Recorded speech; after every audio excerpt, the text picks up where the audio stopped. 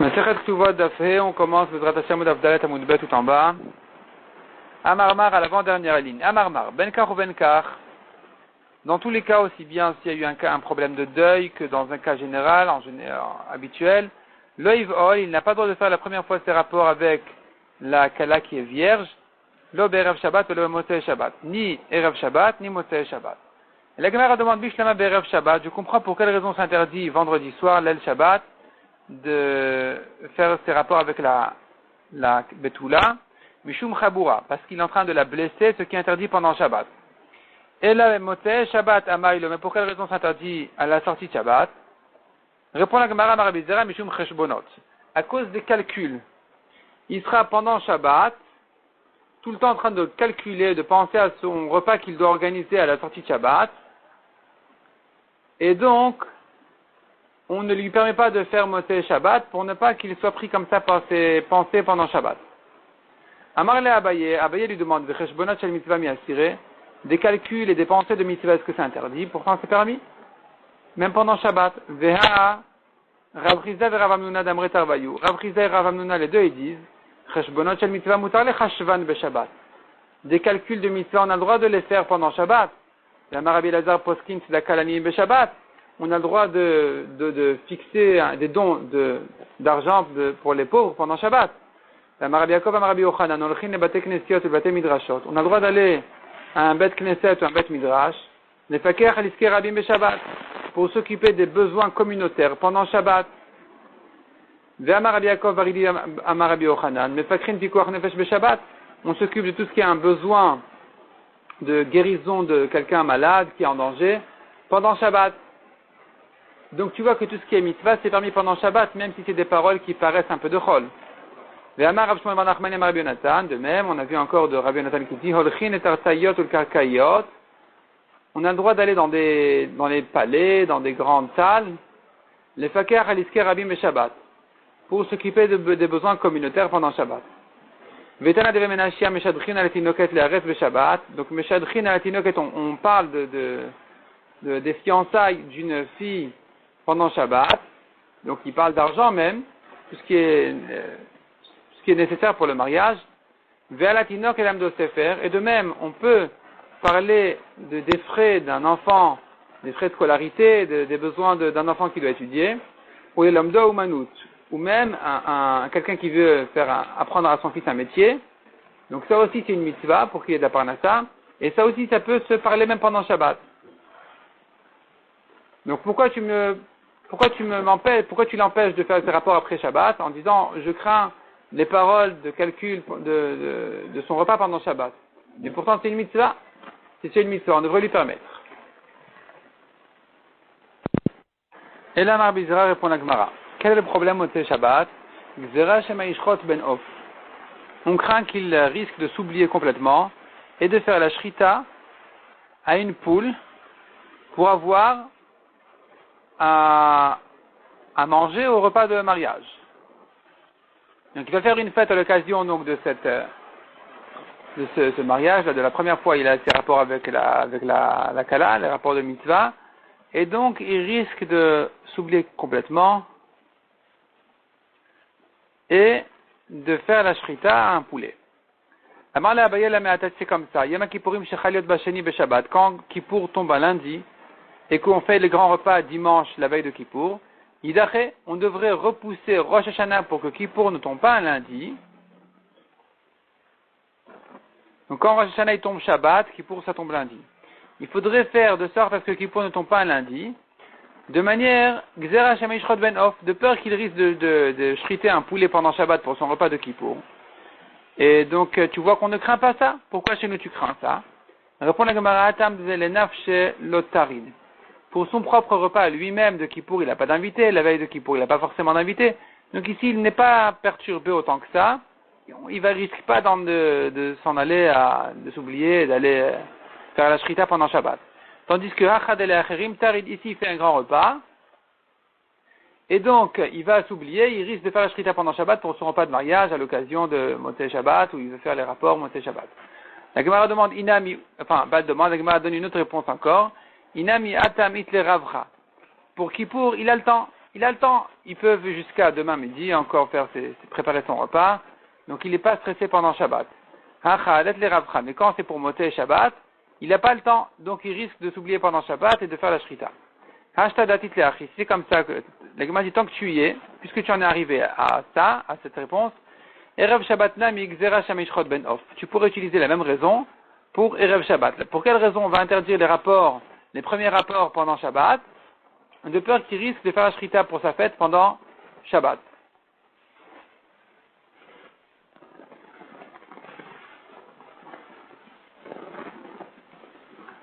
Il va aller où? L'Agma maintenant ouvre un nouveau sujet et pose une nouvelle question. Donc on a dit la Betula elle se marie mercredi. Betula, la Vierge, elle se marie mercredi. La question qui se pose maintenant, Betula Niset Barevi, quand tu dis elle se marie le mercredi, Venivelet Barevi, est-ce que ça veut dire que les rapports aussi se font mercredi même? Velo Chaishina Likur Edata, on ne craint pas qu'il se calme jusqu'à jeudi matin pour aller au Bedin et qu'il risque de se calmer de son énervement quand il la trouve qu'elle n'était pas Betula. Nous on veut qu'il se calme pas parce que peut-être qu'elle est interdite. À l'époque où il faisait la Kiddushin bien avant le mariage, s'il trouve qu'elle n'est pas Betula, il doit craindre que peut-être ça s'est passé pendant la période où elle était déjà mariée, enfin elle était déjà réservée à lui. Dans ce cas-là, elle est interdite. Elle lui est interdite. Et donc il doit aller au Bedin, il ne faut pas qu'il se calme. Et nous, donc on a justement fixé le mercredi pour cela, de manière à ce que jusqu'à jeudi matin, il aille tout de suite au Bedin. Maintenant, est-ce que tu lui permets les rapports mercredi même, et tu ne crains pas que jusqu'à jeudi il va se calmer? Au Dilma, ou bien non. Betula Niset Barevi Venivelat Bachamishi. Elle se marie mercredi et les rapports se font jeudi. C'est-à-dire mercredi dans la nuit. Des Chaishina Nikur Redata. Parce que s'ils font les rapports mercredi, ils risquent de se calmer jusqu'à jeudi matin. Tashma de Tane Barakapara. Et Gemara répond à cette question par une braïta de Barakapara qui dit Betula Niset Barevi Venivelat Bachamishi. Elle se marie mercredi et les rapports se font jeudi. Pourquoi? Pour une autre raison. Non pas parce qu'il risque de se calmer, mais pour une autre raison, il venemra bo bracha le dagim. Parce que, au jeudi de la création du monde, a été donnée la bracha aux poissons de se multiplier. Et donc, c'est un bon signe pour les rapports de son mariage. Almana niset vare bachamishi venivelet bashishi. Une veuve, par contre, elle se marie donc jeudi, les rapports se font vendredi, il venemra bo bracha le adam, puisque vendredi a été donné la bracha à l'homme de se multiplier, d'avoir des enfants, et donc c'est bon signe que ça se fasse le vendredi pour la veuve. Et donc la Gemara déduit de là effectivement, Tama Mishum Bracha, la raison pour laquelle on leur dit d'attendre jeudi pour les rapports, pour la Betula et vendredi pour la Almana, c'est que pour bénéficier de la Bracha de ce jour-là. Aval Mishum Ikur Redata lo Chaishinan, mais tu vois qu'on ne craint pas ce qui se calme jusqu'à jeudi matin, et donc la raison est une autre raison, mais on ne craint pas qu'il se calme. Si c'était ça le problème, s'il n'est pas intéressé par la Bracha par exemple, on pourrait lui permettre mercredi, et on ne craint pas qu'il se calme jusqu'à jeudi matin. Yari, c'est comme ça, demande à Gemara. Almana namiti bel bachamishi. Si tu me dis qu'il y a une bracha le jeudi pour les poissons, pourquoi l'almana qui se marie jeudi, tu dis d'avoir les rapports vendredi? On devrait lui permettre le jeudi, lui permettre ou même lui conseiller jeudi, parce qu'il y a la bracha des poissons ce jour-là. Répond la Gemara, bracha de Adam adifale. Puisque vendredi de la création du monde, on a là-bas la bracha d'un homme, aux hommes, donc il vaut mieux, puisque déjà elle s'est mariée jeudi, il vaut mieux qu'elle attende jusque la nuit, de manière à bénéficier de la bracha qui a été donnée aux hommes plutôt que celle qui a été donnée aux poissons. Veinami, ou bien dit la Gemara, Mishum Shakdou. Il y a une autre raison encore pour la veuve, d'attendre jusqu'à la nuit de vendredi pour les rapports, parce que il y a une takana de Shakdou qui dit comme ça. Detania mipinema amrou almana nised bachamishi. Pour quelle raison les Chachamim ont dit qu'elle se marie jeudi, la almana, la veuve, venivelet bashishi, et les rapports se font vendredi. Shimata omer tibel bachamishi. Car si tu dis que les rapports se font jeudi, les macha le lendemain matin, mashkim, le umanutov il se lève tôt au travail, il s'en va. Et c'est pas bon, parce qu'il va la laisser comme ça, la pauvre à la maison, et en fait, ça y est, le mariage est terminé. Donc on lui conseille de faire autrement. Shakdou chachamim al takanat benat Israël, les chachamim ont recherché la réparation des filles d'Israël, chez Samer Himash Loshamim qui se réjouissent avec elle 3 jours. Chamishi Beshabbat, jeudi, le jour du mariage. Verev Shabbat, vendredi, le jour des rapports. Ve Shabbat et Shabbat, de toute façon un jour de repos. Et c'est ça la raison pour laquelle on lui propose et conseille de faire les rapports vendredi de manière à ce qu'il ait un jour de plus avec sa femme. Enfin, un jour de fête, de joie. Maïka ben bracha le shakdou. Quelle différence entre la raison de bracha, qui dit que les rapports doivent se faire vendredi pour bénéficier de la bracha de l'homme, et la raison de shakdou, qui dit que les rachamim ont voulu qu'il se réjouisse avec elle 3 jours. Ika benayu adam batel. Un homme qui travaille pas de toute façon. S'il travaille pas de toute façon, on pourrait, selon la raison de bracha, on devrait lui dire vendredi, les rapports vendredi. Mais selon la raison de shakdou, de la joie de la femme, il n'y a pas de raison de lui dire de faire vendredi, il pourrait le faire jeudi aussi, de toute façon il est avec elle. Inami ou bien, le cas d'un Yom Tov Shechaliot Berev Shabbat, si un Yom Tov tombe un vendredi, selon la raison de bracha, on va lui conseiller d'avoir les rapports vendredi, mais selon la raison de shakdou, donc de se réjouir avec sa femme 3 jours, ça, ici, il n'y a pas de problème, parce que de toute façon, c'est Yom Tov, de toute façon, ils sont ensemble, donc il n'y a pas de raison de reporter les rapports à vendredi, ils peuvent le faire aussi jeudi. Darash bar kapara. La Gemara maintenant ramène une nouvelle dracha. Donc en fait, c'est à la suite de la dracha de bar kapara d'avant, la Gemara ramène une nouvelle dracha de bar kapara qui n'a rien à voir avec celle-là. Un autre sujet complètement, il dit comme ça, Gdolim ma'aseh tzadikim etar ma'aseh shamim va'aretz. Sont grands les actions des tzadikim, les bienfaits, les ma'asim tovim des tzadikim, c'est même plus grand que les créations du ciel et de la terre. Car la création des cieux et de la terre, il est écrit, Afiyadi yasda eret, vimini tipra shamayim. Kadosh Baruch Hu dit, ma main a instauré la terre et ma droite a fait le ciel. Donc c'est une main. Une main était suffisante pour la création du ciel et de la terre. Alors que pour les mitzvot des tzadikim, c'est écrit que ça se fait par 2 mains. Machon le shivtecha palta Hashem. Une installation, machon le shivtecha, donc une préparation à ton installation, tu as fait Hashem, en parlant du Bet HaMikdash, qui est donc Mikdash Hashem konenu yadecha. Le Mikdash d'Hashem que ont préparé tes mains. Les mains de Hakadosh Baruch Hu ont préparé le Mikdash. En réalité, on sait bien le Bet HaMikdash est fait par les mitzvot des tzadikim, qui font le Bet HaMikdash, qui construisent le Bet HaMikdash. Et donc, tu vois de là que les tzadikim, ce qu'ils font, se fait par 2 mains. Se fait par 2 mains, alors que la création du monde se fait par 1 main. Donc tu vois que c'est plus grand même que la création du ciel et de la terre. La Gemara demande, Heshiv Bavli Echad Rabbi Hashmo. Rabbi Chia il objecte. Donc Heshiv a répondu sur ça, a demandé sur ça. Bavli Echad, un chacham de Bavel, Rabbi Chia Hashmo, son nom est Rabbi Chia. Il demande, mais c'est écrit dans le pasuk, Via Beshet Yadav Yatsaru. Et la terre, ses mains ont créé.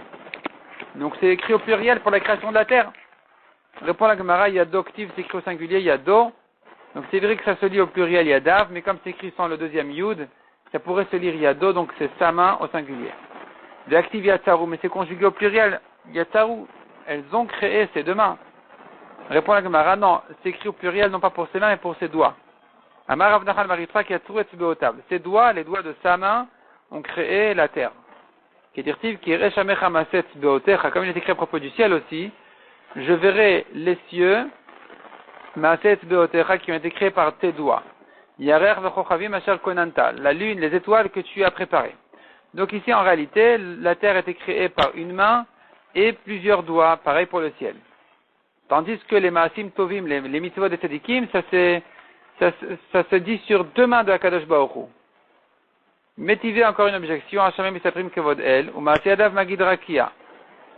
Donc, Ameshamay Misaprim Kevod Kel, les cieux racontent l'honneur d'Hachem, ou Maaseyadav Magid Rakia. Et les actions de ses mains racontent le ciel. Donc, tu vois que le ciel, il raconte ce qu'Akadosh Baruch Hu a fait par ses 2 mains. Donc, le ciel a été fait par les mains de Hachem, pas par 1 main. Achikama répond à Gemara, Maaseyadem Shel Tzadikim, les actions des Tzadikim, les Maasim Tovim des Tzadikim, Mimagid, qui c'est qui raconte tout ça? Arakia, c'est le ciel. De quelle manière le ciel vient témoigner sur les mitzvot des tzadikim? Ou maïniou matar, par la pluie. Par la pluie, tu comprends que les tzadikim ont fait des mitzvot. Donc, Maaseh Yadav, c'est écrit au pluriel parce que ça se rapporte justement sur les mitzvot des tzadikim. Et donc, les mitzvot des tzadikim, comme on a bien dit, ça se dit Ça se fie aux deux mains de Kadosh Baruch Hu. Donc, le ciel et la terre se font par une main, tandis que les tzadikim se font par deux mains. On pourrait expliquer que les deux mains, c'est le symbole du Teratov et Tehara. La droite, c'est le Teratov, la gauche, c'est le Tehara. Et donc, les tzadikim, ils ont un Yeterara, ils le surmontent, donc leurs Maasim Tovim, leurs mitzvot, se font par deux mains. La droite, il y a la droite et il y a la gauche. Il y a le spirituel, il y a le matériel, il y a le Yeteratov, il y a le Yetera, il y a la facilité, il y a l'effort, il y a la joie, il y a la crainte, il y a l'amour et la crainte, il y a tout dedans. Il y a les deux côtés, il y a les deux faces. Tandis qu'à Kadosh Baruch Hu, chez lui, tout est simple. Tout ce qu'il fait, tout ce qu'il crée se fait simplement. Il n'y a pas de face, des aspects, de côté. Ça se fait comme ça. Et donc, ça se fie à une main de Kadosh Baruch Hu. Donc ici, tu vois que ce que les tzadikim font, c'est plus grand même que la création du monde. Parce que la création du monde s'est fait facilement par Hachem, tandis que le tzadikim, ici, il y a l'effort, il y a la face du Yetzirah, il a surmonté son Yetzirah, au contraire, il a donné même de son Yetzirah dans la mitzvah, enfin, il a tiré dans le bon sens, et ainsi de suite. Donc ici, puisque tu as les deux faces, ça s'appelle ici les mains, les deux mains. Darash Bar Kapara, encore une dracha dit Bar Kapara. Maïdirtiv, comment tu comprends le pasuk qui dit Viated tielecha la zenecha. Ce pasuk en réalité se rapporte quand les Juifs étaient dans le désert, et donc le pasuk vient dire qu'il faut se comporter avec propreté, et quand ils sortaient faire leurs besoins, ils devaient couvrir leurs besoins. De quelle manière? Donc ils avaient un pieu, un certain clou spécial qu'ils enfonçaient dans la terre pour sortir un peu de terre et couvrir les saletés.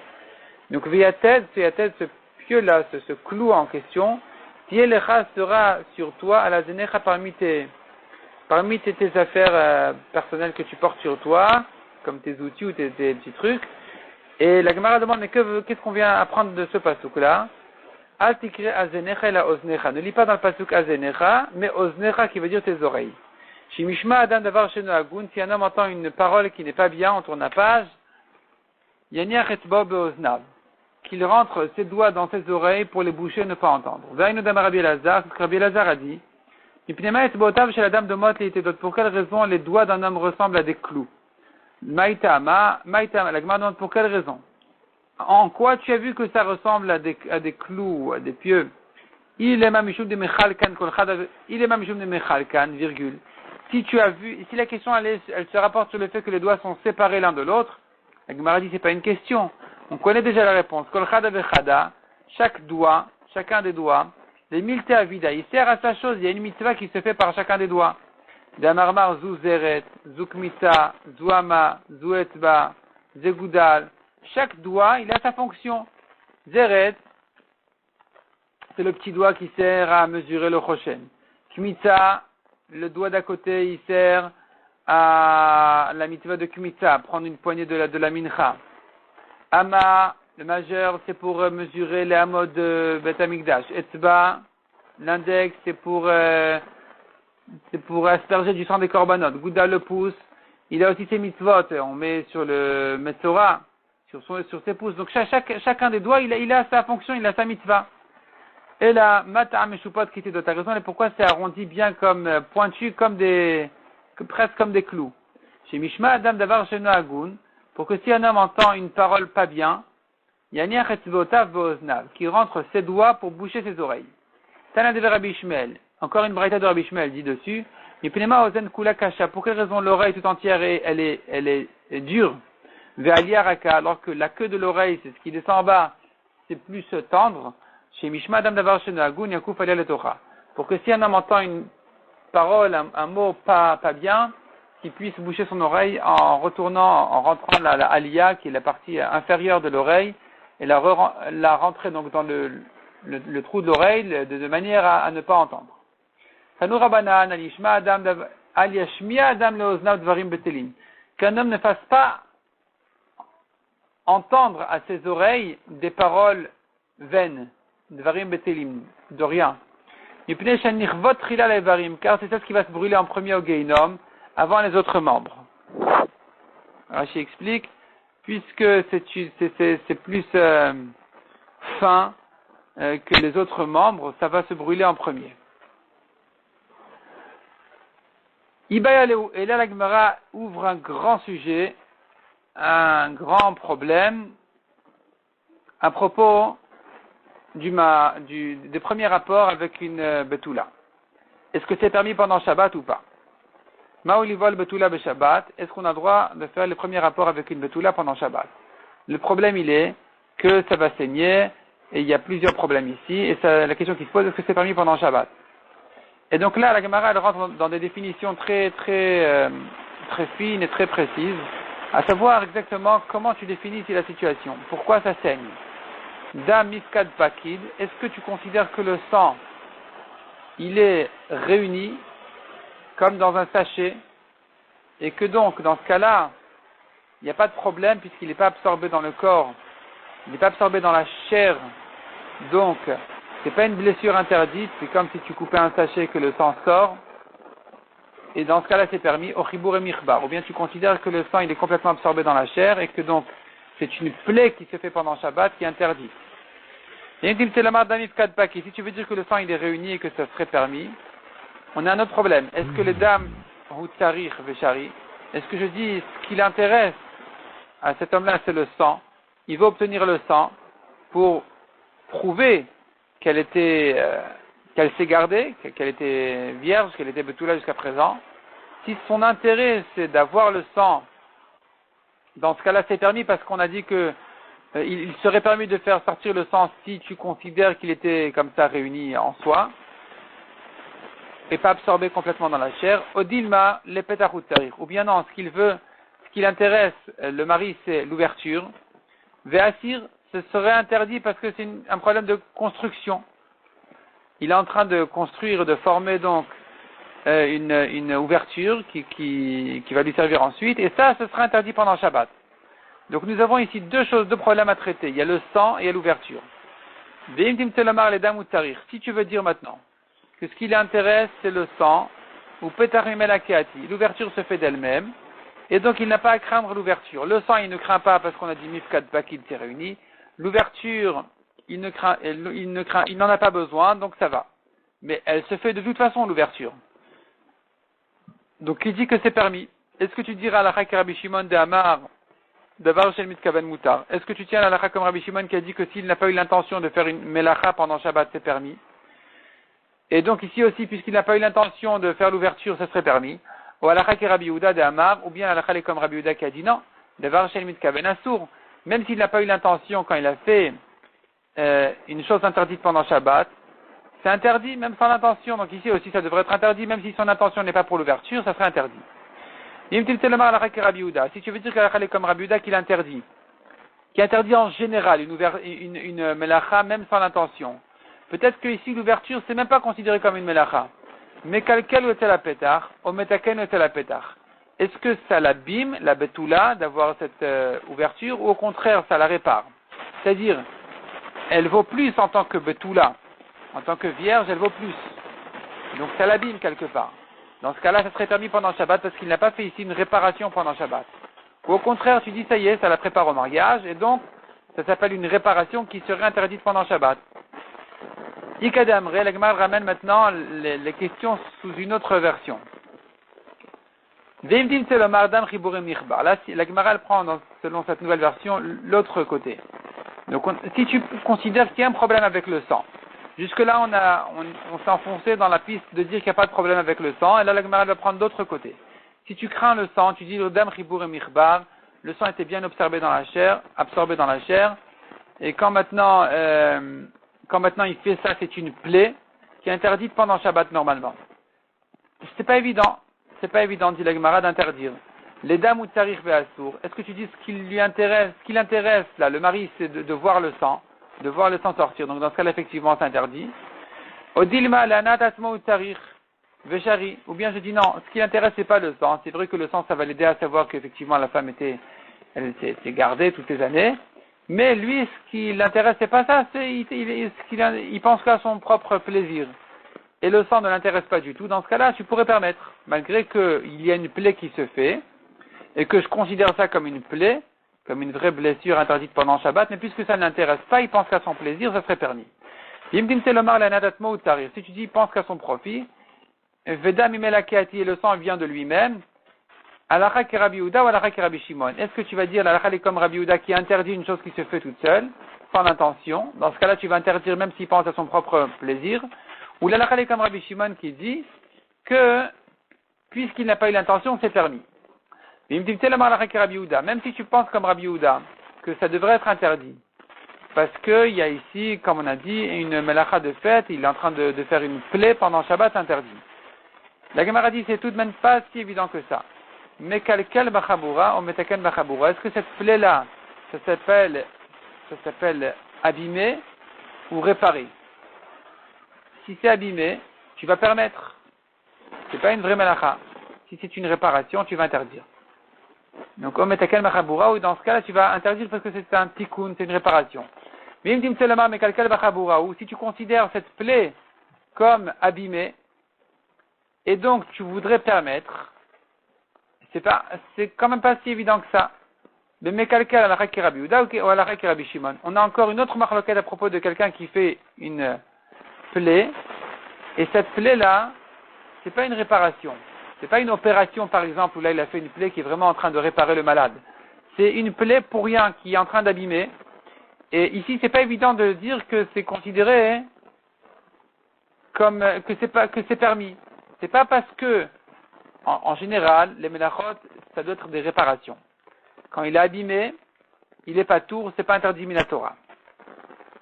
Par rapport à quelqu'un qui fait une plaie et qui est en train d'abîmer ici, le blessé, c'est pas évident de dire que c'est permis. Par rapport à Shabbat, il se peut que ce soit interdit. Nous avons là-dessus une marloquette entre Rabbi Yehuda qui permet mekalkel bachabura, et d'autre part nous avons Rabbi Shimon qui dit que mekalkel bachabura chayav. Quelqu'un qui a blessé, qui a fait une plaie, c'était une vraie blessure qui ne faisait qu'abîmer la personne, selon Rabbi Shimon, il est chayav. Donc ici, on pourrait interdire, parce que si tu donnes la définition de la blessure ici comme une vraie plaie, tu considères que c'est une chaboura, c'est une blessure, c'est pas que le sang était déjà réuni et qu'il fallait que le sortir. Tu considères que vraiment le sang ici, il est sorti de la chair. Dans ce cas-là, ça serait interdit.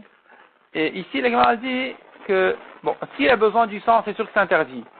Mais si tu dis non, il pense pas au sang, alors, c'est pas évident de permettre non plus. Parce que tu pourrais dire, la halakha est comme Rabbi Yehuda qui dit d'avoir shen mitkaven asur, même sans l'intention c'est interdit. Et si tu dis que même sans l'intention c'est interdit, alors ça serait interdit aussi bien si tu dis qu'il est en train maintenant de faire une réparation par cette plaie, que même si tu dis qu'il est en train d'abîmer la femme avec cette blessure, malgré tout, tu pourrais interdire, comme Rabbi Shimon qui dit, mekalkel bachabura chayav. Selon Rabbi Shimon, que quelqu'un qui fait une blessure qui abîme la personne, il est chayav, alors tu devrais interdire ici les premiers rapports pendant Shabbat, même si tu dis qu'il n'a pensé qu'à son propre plaisir, mais nous avons un Rabbi Yehuda qui dit que même s'il n'a pas eu l'intention, c'est interdit. D'autre part, nous avons un Rabbi Shimon qui dit que même s'il a abîmé en blessant, c'est interdit minatora. Et donc, si tu joins ce Rabbi Yehuda et ce Rabbi Shimon, tu vas en arriver à une conclusion que les rapports sont interdits pour la première fois sur une Betula pendant Shabbat. Et donc ça, c'est la grande question qui sera développée dans le daf suivant. On verra là-dessus une marloquette entre Rav et Shmuel. On va laisser ça pour le daf suivant, Bezrat Hashem.